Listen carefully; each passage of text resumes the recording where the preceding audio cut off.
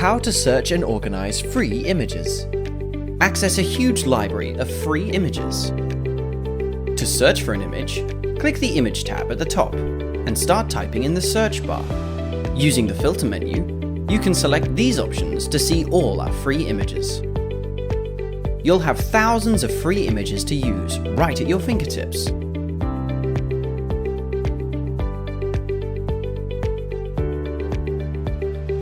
Go to Brand Assets to organize and manage all of your images and make them easy to find.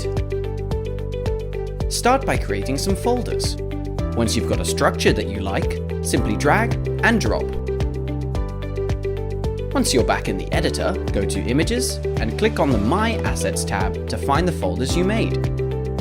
You can also explore free stock images here by clicking the Stock tab. Using the filter menu, you can select these options to see all our free images. Then, drag and drop. With Designer, managing your workflow has never been easier.